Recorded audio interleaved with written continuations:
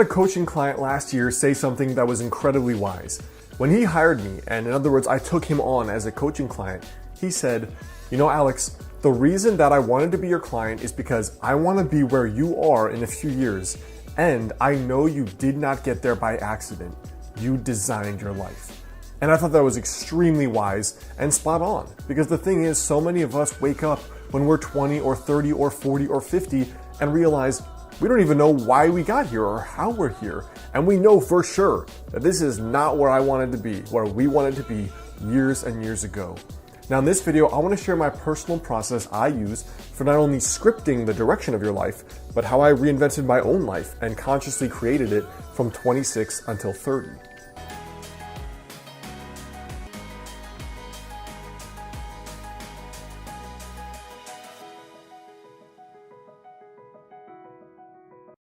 What's up guys, Alex Hine here, author of the book Master the Day. Now in my own life here, really I think that designing your life and making it go forward in the direction you want it to go forward has three parts. And the very first part is the design, the second part is the habits you use or you do on a daily basis, and the third is the follow through or the follow up. In other words, how do you actually stay on track when you get off track? Because half of the game of goal achievement is purely when you get punched in the face, what are you going to do differently to get back up and get back in the fight? Now for me, the first thing is vision. It's basically the design.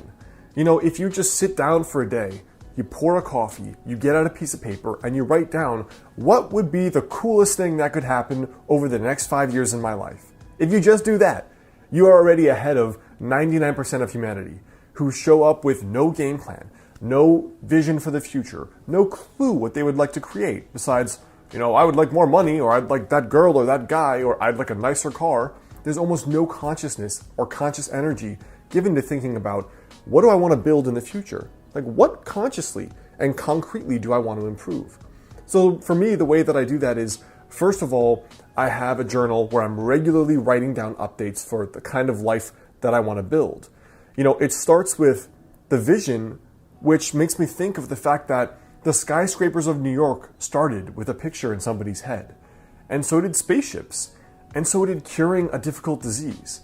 And so when I think of it like that, I always make sure I'm consciously creating, even if it is just in my thoughts, even if it's just up there, both in print journals and in a document that I call 5 years from today. So the three things that I use for my yearly envisioning are, one, the yearly envisioning process I've talked about here, which is basically at the start of each year, I write down what is the coolest thing that could happen this year. Like perfect year, no limitations, no just be realistic, but like what would be the coolest thing that could happen? I put it on one piece of paper that's always on my desk every single day, and I review it twice per day.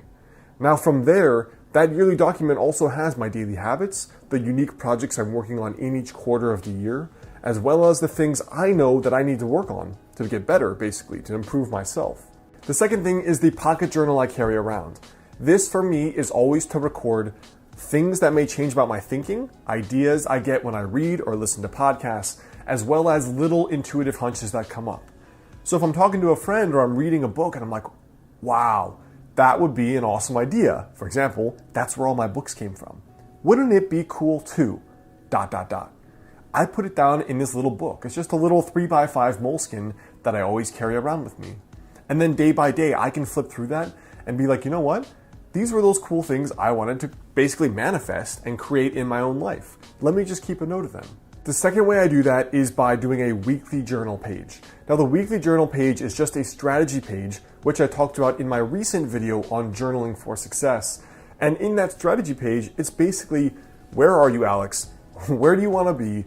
And are those habits you're doing every day sufficient enough to actually get you there?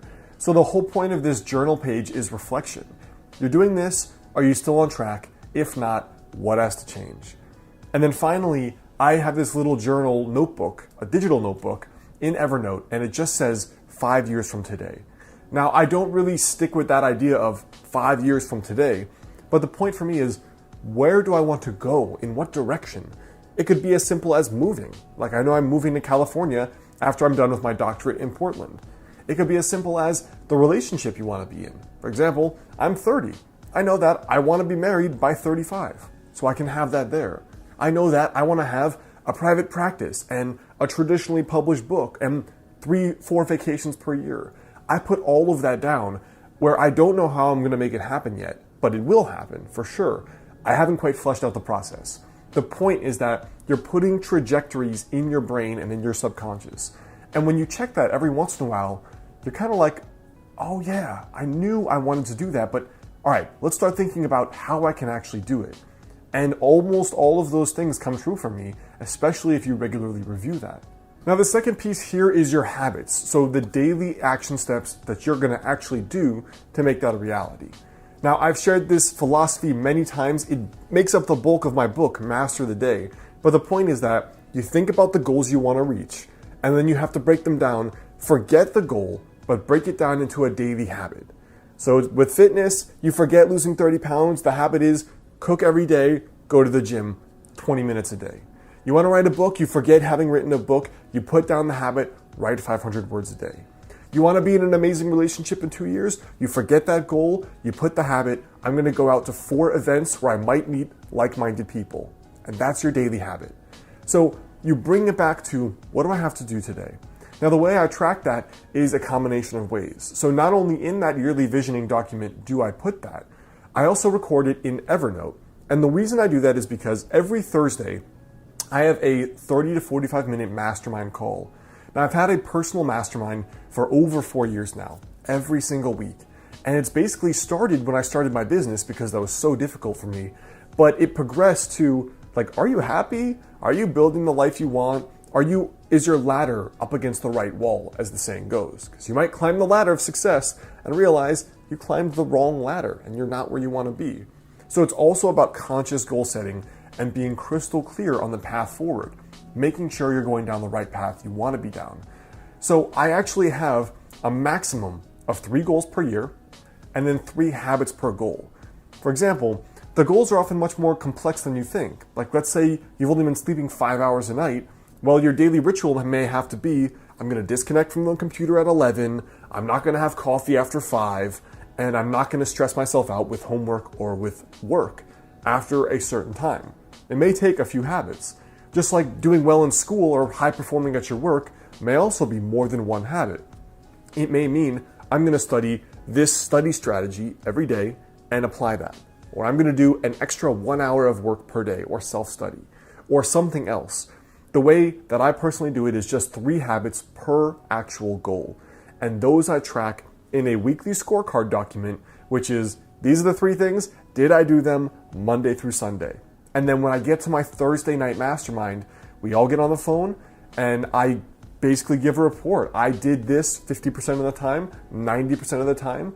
This is what didn't work. This is what I have to improve. And then the third part for me about consciously designing your life and going forward is really just 2 things. It's the follow through to make sure you actually do these things. And then number 2, it's following little intuitions about when you have to pivot. So the way I keep the follow through going is every night I do a little Master the Day journal page. The journal's not out yet, but I still have a print kind of document that I use for tracking, did I do this? Where do I have to improve myself? The Thursday Mastermind, which is a 45-minute call, we use Uber Conference for free. You could do the exact same with a few of your friends or people online.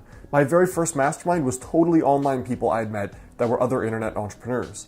Now from there, I have the Thursday Mastermind, I have the weekly strategy journal page, and I have my daily habit tracking. And besides those 3 things, all I do is carry around that little pocket moleskin journal I told you about, because then I feel like if something doesn't feel right at all, like you're off track, you don't like this job, you're dating someone and you realize something's not right, I write down the intuitions because I can't always consciously articulate the next move. Sometimes it's easy, I want to move to California. Other times it's not. Do I stay in this relationship? Is this business still what really excites me? Am I proud of all the work I've created? Those are things that may be better governed by your intuition and better understood. So I just keep a log of all the little intuitive impressions, and then I systematically explore them more, and then I take time to just go through them and see what's behind them and unpack them. So I hope that helps you guys. That's a little bit about my process for consciously scripting your life, which has been my whole shtick for a while. And that's really the thing that made the biggest difference for me going from 24 or 25 where I had done nothing impressive with my life, very average student, hadn't done much besides traveled, to now really contributing and producing a lot and having had a productive life the last 5 or so years. Now, before you go, I want you to leave a comment there below.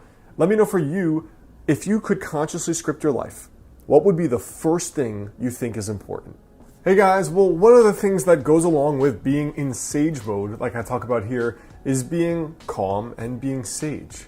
Now, the biomat is a pad you can put on your bed or on the floor, which uses technology that was actually discovered by NASA to help you reduce stress and fatigue. Now, it produces negative ions, which are considered nature's energizer. And these negative ions you can find in abundance in places like forests and mountains, waterfalls, and oceans. Now, the biomat in particular is comprised of 3 parts that helps you have that stress relief and that fatigue relief. Now, the biomat can also help with pain relief and circulation. It is FDA cleared, and one of the cool things is that it profoundly affects both the nervous system while also promoting deep relaxation. So it kind of has this dual energizing and relaxing effect.